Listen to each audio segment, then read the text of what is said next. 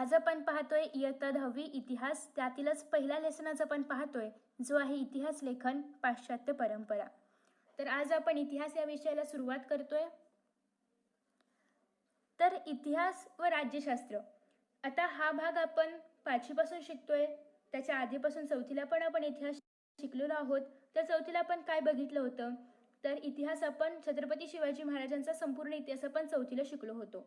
त्यानंतर आपण 5वीला मानवाची वाटचाल कशी होती, म्हणजे आधी मानव माकडाच्या स्वरूपामध्ये होता, मग माकडाचा मानव कसं काय झाला, मग मानवाने कोणते शोध लावले, अग्नीचा शोध कसा लागला, मग मानव वसाहती करून राहू लागला, मग हळूहळू त्या वसाहतीची गावं झाली, नगरं झाली, विकास होत गेला, शेती होऊ लागली. तर हे सगळं आपण 5वीला बघितलं होतं. मग 6वीला आपण त्यापुढचा थोडा इतिहास बघितला. मग 7वीला आपण छत्रपती शिवाजी महाराज आणि त्यानंतरचा थोडा कार्यकाळ, म्हणजे महाराणी ताराराणी असेल, त्याच्यानंतर येसुबाई, संभाजीराजे, शाहू महाराज, तर हा सगळा कार्यकाळ, त्यानंतरचा थोडा कार्यकाळ आपण 7वीपर्यंत अभ्यासला होता.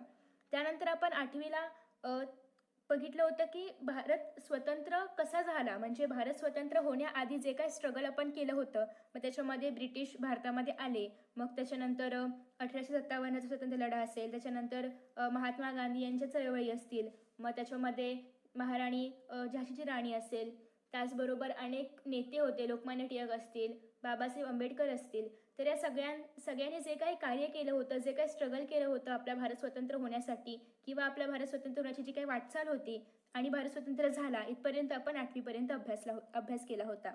त्यानंतर आपण 9वीला काय बघितलं, तर भारत स्वतंत्र झाल्यानंतर भारताने स्वतःला कसं सावरलं, म्हणजे भारत स्वतंत्र झालाय, मग त्याची आर्थिक स्थिती कशी होती, राजकीय स्थिती कशी होती, ती भारताने कशी डेव्हलप केली, त्याच्यामध्ये कसा विकास केला, मग भारतामध्ये कोणते पंतप्रधान आले, त्यांचा कार्यकाळ काय होता, त्यांनी काय नवीन नवीन योजना राबवल्या, त्यामधून भारताचा विकास कसा झाला.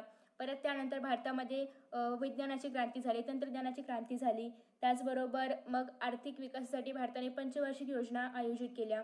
तर या सगळ्या गोष्टींचा आढावा आपण 9वीपर्यंत घेतला होता. मग त्याच्यानंतर आपण बघितलं की शेवटच्या 2-3 लेसनमध्ये भारताचे जीवन कसं बदलत चाललं होतं. मग भारतामध्ये इंटरनेट आलं, मोबाईल आलं, दूरदर्शन आलं, मग त्याचं स्वरूप कसं काय बदललं. मग परत भारत अनेक खेळांमध्ये पुढे येऊ लागला. भारतामध्ये क्रिकेटसारखे अनेक खेळ खेळले जाऊ लागले. भारताला अनेक ऑलिम्पिक्समध्ये पदके मिळू लागली. तर हा सगळा भारताचा विकास आपण 9वीपर्यंत अभ्यासला होता. मग 9वीमध्ये आपण भारत स्वतंत्र झाल्यापासून ते 2002पर्यंतचा कार्यकाळ आय थिंक अभ्यासला होता. मग आता 10वीला आपण काय अभ्यासणार, कारण आपला सगळा इतिहास तर अभ्यासून झाला आहे, पण 10वीला आपण कुठल्याही लिमिटमध्ये असलेल्या कार्यकाळाचा अभ्यास नाही करणार आहोत. तर आपण नेमका इतिहास काय आहे, इतिहास कसा लिहिला जातो, इतिहास कसा काय तयार होतो, इतिहासाचा आपल्या समाज जीवनाशी काय संबंध आहे, आता आपण इतिहास कसा जगतो आहोत, म्हणजे इतिहासाचा आणि आजचा आपल्या जीवनाचा काय संबंध आहे, तर हे सगळं आपण या 10वीच्या पुस्तकामध्ये बघणार आहोत. म्हणजे आता आपण इथून पुढे 11वीला जाणार, आपल्या वेगळ्या साईट असतील, कोण सायन्सला जाईल, कोण कॉमर्सला जाईल, कोण आर्ट्सला जाईल. तर जे कोणी आपल्या क्षेत्रामध्ये पुढे जाणार असेल, तर त्यामध्ये एक करिअरचं ठिकाण, म्हणजे एक करिअर करण्याचं एक साईट म्हणून इतिहास कसा काय आपण आपल्या करिअरमध्ये वापरू शकतो, म्हणजे इतिहासामध्ये आपण कसं काय करिअर करू शकतो, तर त्या दृष्टीने या पुस्तकामध्ये खूप महत्त्वाची माहिती आहे.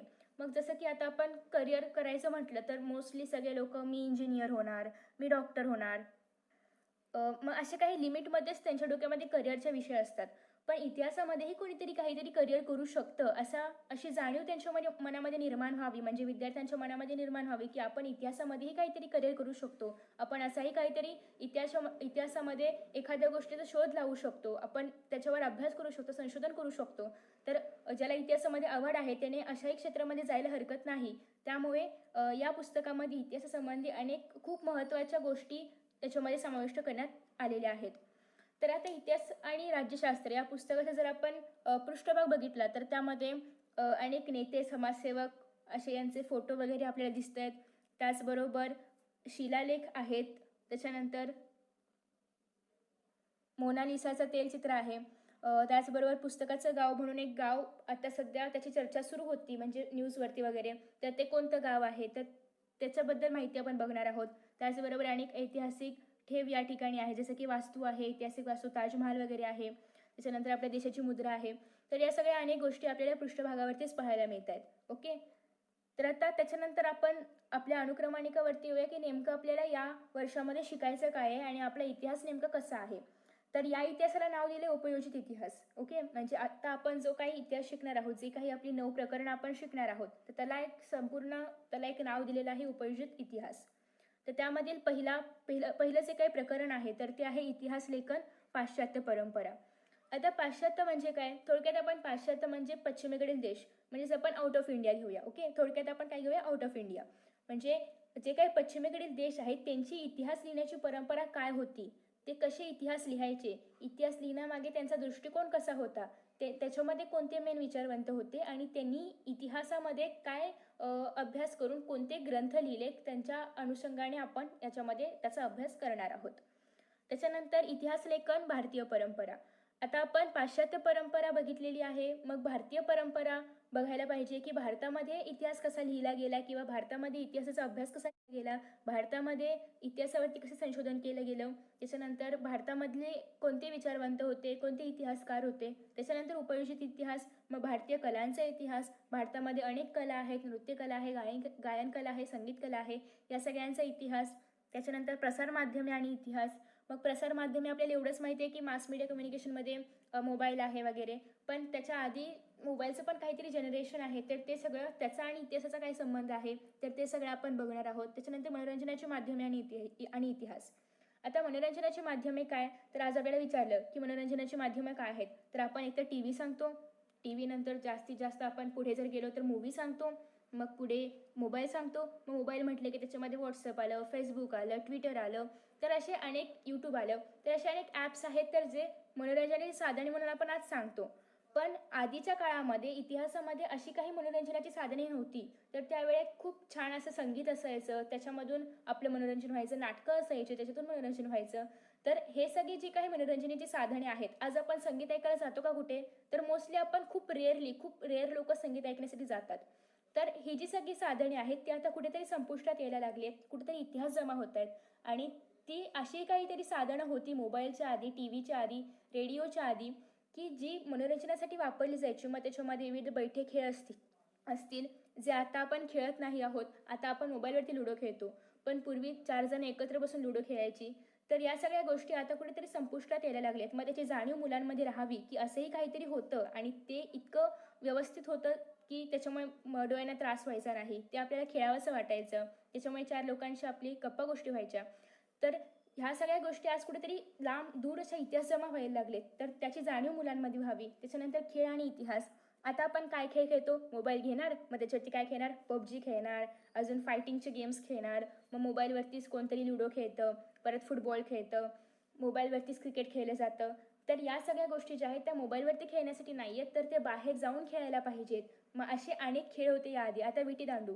आजकालच्या मुलांना विटीदांडू हे खेळाचं नाव आहे हे पण समजावून सांगावं लागतं. तर असे जे काही खेळ आहेत जे आधी खेळले जायचे, तर ते खेळ पण आता कुठेतरी नामशेष व्हायला लागलेत. आता मल्लखांब वगैरे हे सगळे खेळ इतिहासामध्ये होते, याची किमान जाणीव तरी मुलांमध्ये राहायला हवी आणि ते खेळ त्याची ओळख असायला हवी. तर त्यासाठी हा पाठ पण या पुस्तकामध्ये त्याचा समावेश करण्यात आलेला आहे.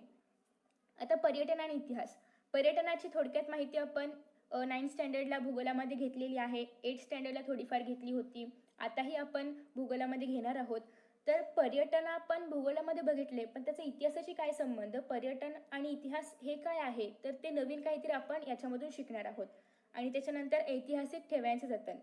आता ऐतिहासिक ठेव ज्या आहेत की सपोज एखादा शिलालेख आहे, तर तो ऐतिहासिक आहे, त्याच्यावरती व्हेरिफिकेशन झाले की हा ताम्रपट जो आहे, हा शिलालेख जो आहे, तर तो या काळामधला, सपोज काहीतरी XYZ राजाच्या काळामधला आहे आणि तो खूप इम्पॉर्टंट आहे, त्याच्यावरती त्या राजाने काहीतरी लिहून ठेवलेलं आहे किंवा त्याच्या मंत्रिमंडळाने काहीतरी लिहून ठेवले, हे व्हेरीफाय झाले म्हणजे ते जे काही ऐतिहासिक वास्तू आहे ती खरी आहे हे ठरले.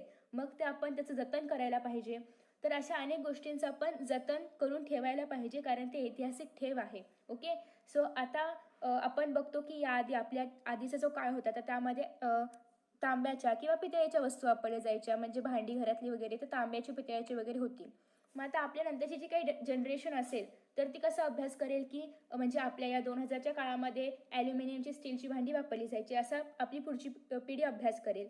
मग त्यांना कधी माहिती होणार की 2000च्याही आधीचा काळ होता की ज्यामध्ये तांब्याची आणि पितळीची भांडी वापरली जायची. तर जेव्हा आपण ती भांडी जतन करून ठेवू, त्याच्याबद्दल काहीतरी ऐतिहासिक माहिती गोळा करू, तेव्हा आपल्या पुढच्या पिढीला कळेल ना की अशीही काहीतरी भांडी होती, असेही काहीतरी धातू होते. ओके. तर हे सगळं जतन करून ठेवणं हे एक आपलं कर्तव्य आहे. आणि आता आपण आपल्या मेन टॉपिककडे येऊया. तर टॉपिक आहे इतिहास लेखन पाश्चात्य परंपरा. तर आता हा टॉपिक शिकण्यापूर्वी आपल्याला इतिहास म्हणजे काय, इतिहास लेखन म्हणजे काय आणि पाश्चात्य परंपरा काय आहेत या सगळ्याचा अभ्यास आधी करावा लागेल. तर इतिहास म्हणजे काय? सपोज की इतिहास म्हणजे आपण असं एखादं सिंपल शब्दामध्ये त्याचं वर्णन करूया की भूतकाळामध्ये घडून गेलेल्या घटना. की इतिहास म्हणजे काय? गतकाळामध्ये किंवा भूतकाळामध्ये घडून गेलेल्या घटना. ओके. आणि इतिहासाचं लेखन म्हणजे काय? तर ते आपण या पाठामध्येच हळूहळू पुढे पाहणार आहोत. त्याच्या आधी काही बेस आहे जो आपल्याला पाहायचा आहे. सो इतिहास लेखन म्हणजे काय ते आपण याच पाठामध्ये बघणार आहोत. तर 1.1 आहे की इतिहास लेखनाची परंपरा. आता इतिहास काय असं सहज लिहिला जातो की कोणीतरी सांगितलं की XYZ नावाचा राजा होता, त्याने ABC नावाच्या राजाशी युद्ध केलं, त्याच्यामध्ये XYZ खूप शूर होता, पराक्रमी होता आणि ते लिहिलं. काही संदर्भ नाही आहे, काल माहिती नाही आहे, इसवी सन माहिती नाही आहे, स्थळ माहिती नाही आहे. आपण असंच इतिहास लिहू का? तर नाही.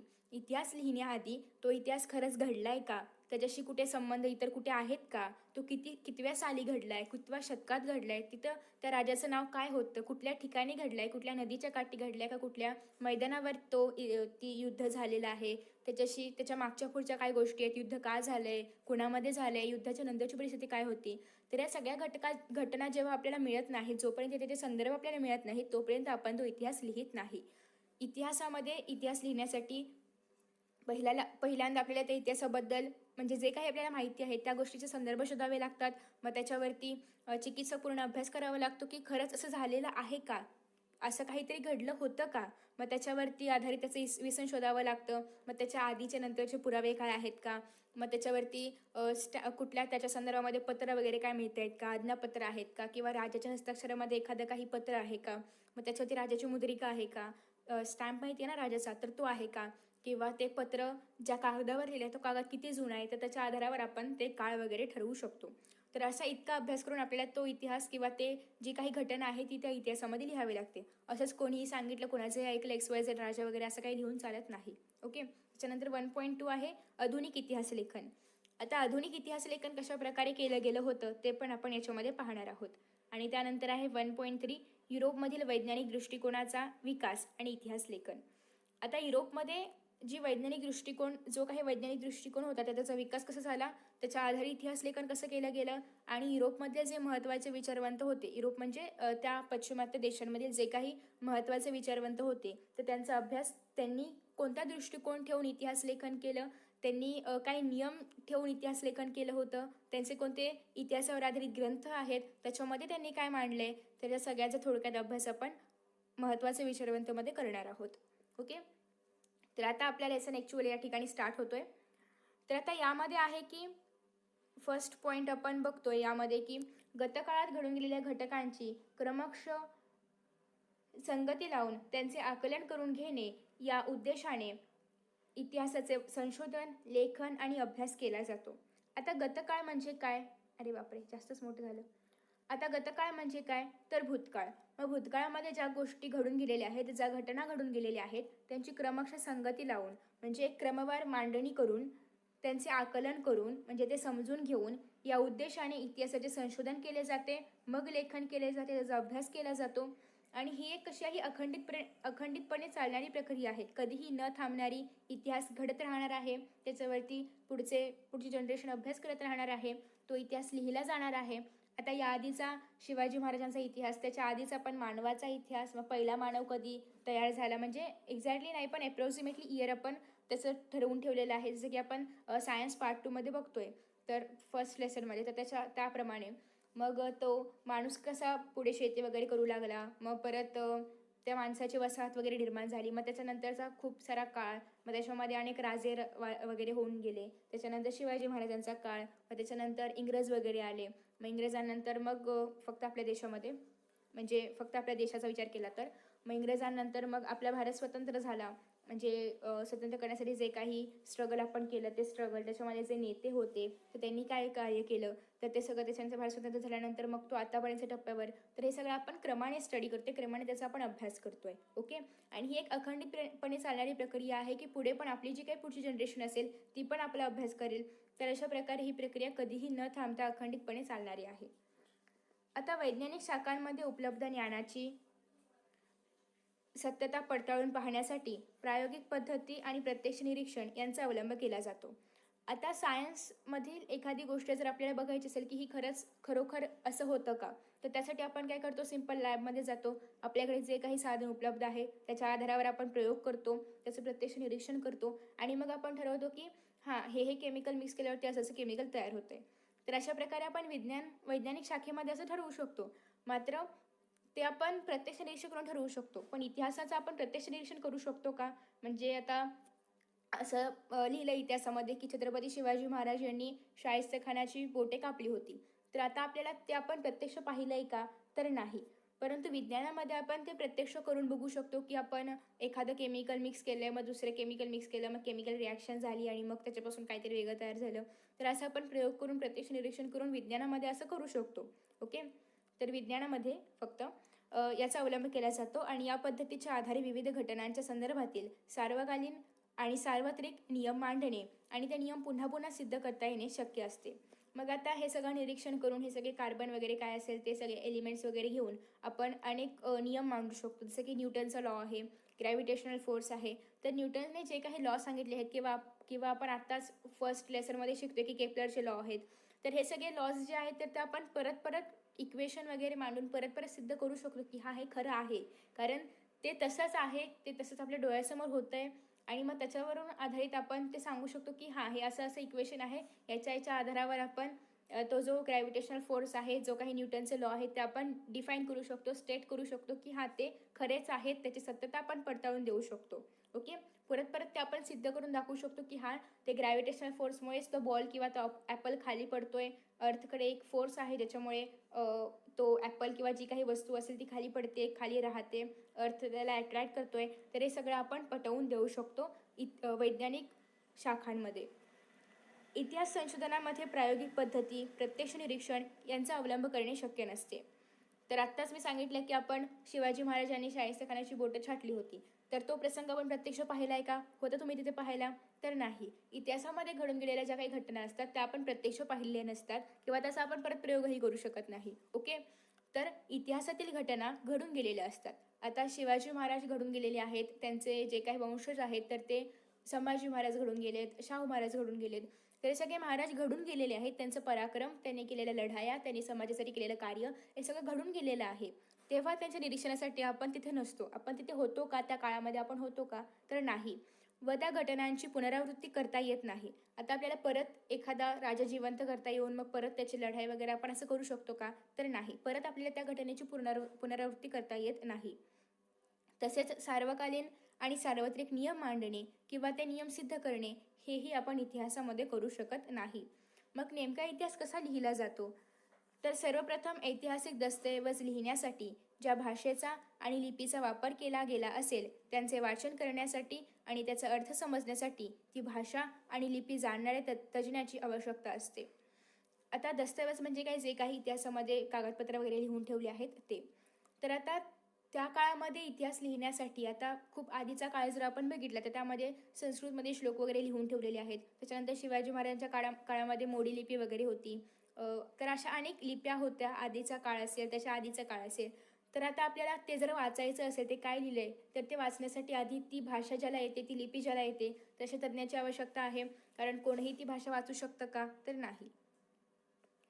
आणि त्या भाषेचं वाचन केल्याशिवाय आपल्याला हेही कळणार नाही की त्याच्यामध्ये नेमकं लिहिलंय काय. ओके. सो ती भाषा किंवा ती लिपी जाणणाऱ्या एखाद्या तज्ज्ञाची त्यासाठी आवश्यकता असते.